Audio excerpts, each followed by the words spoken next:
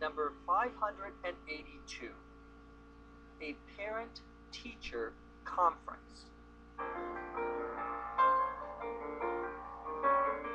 This is English as a Second Language podcast, number 582. I'm your host, Dr. Jeff McQuillan, coming to you from the Center for Educational Development in beautiful Los Angeles, California. Go to our website at eslpod.com. Download a learning guide for this episode that contains more information to help you improve your English even faster. This episode is called a Parent-Teacher Conference. It's a dialogue between Ms. Vasquez and Mr. Polo.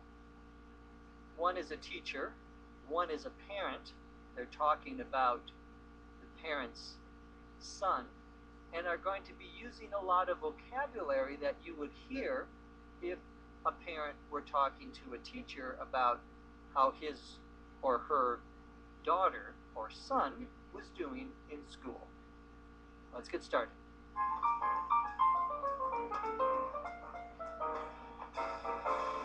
Hello, Mr. Polo. I'm Ms. Vasquez. Please have a seat. Thank you. In this parent-teacher conference, I want to go beyond Marco's report cards and his standardized test scores to talk about his general performance in the classroom. That's great. I want to know how he's doing. Marco is a good student.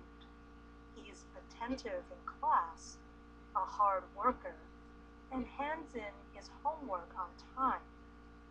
Here's his portfolio if you want to take a look at his classroom work. This is great. Are there any areas he needs to work on? Marco is a good student, but he does sometimes misbehave.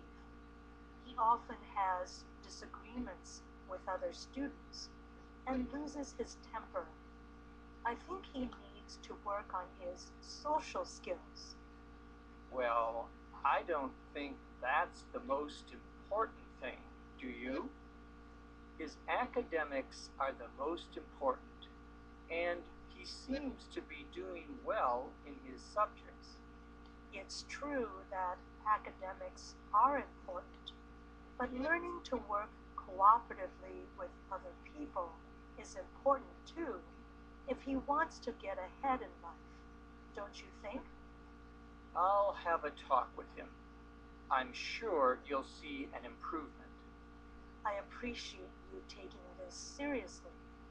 Again, Marco is a good student, and it's a pleasure to have him in my class. I'm glad to hear that. Goodbye. Have a good afternoon.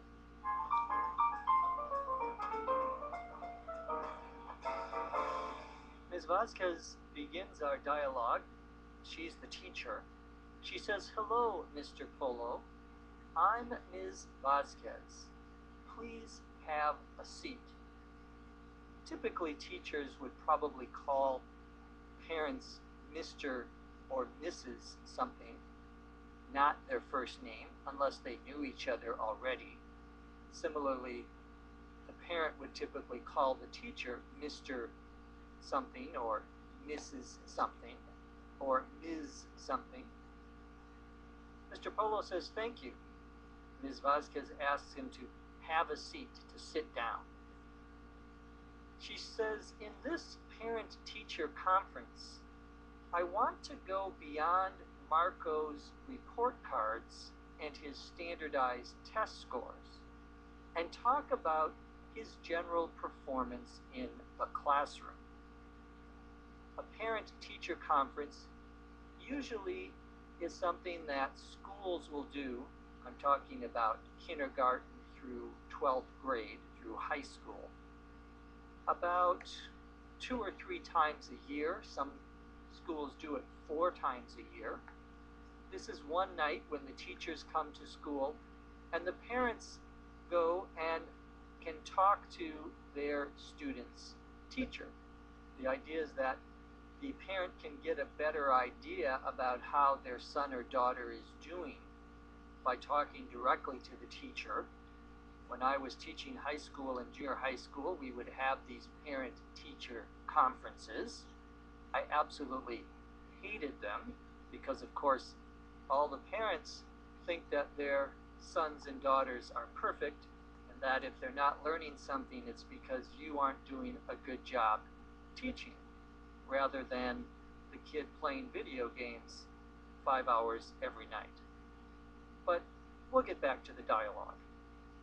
Ms. Vasquez says, I want to go beyond Marco's report cards and his standardized test scores. To go beyond something is a phrasal verb meaning to discuss or deal with something in addition to what is expected. To go further into something than expected. Normally a teacher talks about a student's report cards, for example. A report card is a piece of paper in the old days where you show how the student is doing every term, every part of the school year, sometimes 2 times a year, usually 4 times a year. You give these report cards to the student takes them home and shows the parents. That will tell the parent how the student is doing in the different classes that the son or daughter is taking. Hopefully, the child doesn't change the report card somewhere between school and home. Nowadays, I suppose it's all done through the internet or Twitter. I don't know. Standardized test scores are the scores, the marks, if you will, that a student receives on a test, a national test typically, that all students at his or her grade level take. So these are tests that usually private companies develop, and they give them to thousands or tens of thousands of students, perhaps millions of students, and it allows you to compare how much this student knows compared to the average student. Standardized test scores. These are very important, especially now in American education. Well, Ms. Vasquez wants to go beyond the report cards and the standardized test scores to talk about Marco's general performance in the classroom. Mr. Polo says, that's great. I want to know how he's doing. Oh, really? Ms. Vasquez says, Marco is a good student. Probably lying. She says, he's attentive in class, a hard worker, and hands in his homework on time.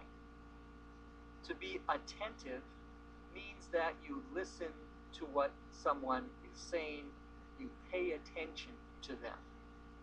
A hard worker is someone who tries very hard to do what is expected or required of them. To hand in is a 2-word phrasal verb meaning to give usually a piece of paper or a document or a form to someone in authority, often for it to be evaluated.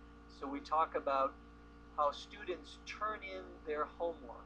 They give the piece of paper to their teacher. The teacher then looks at it, grades it, sees if it is correct or not, and then gives it back to the student.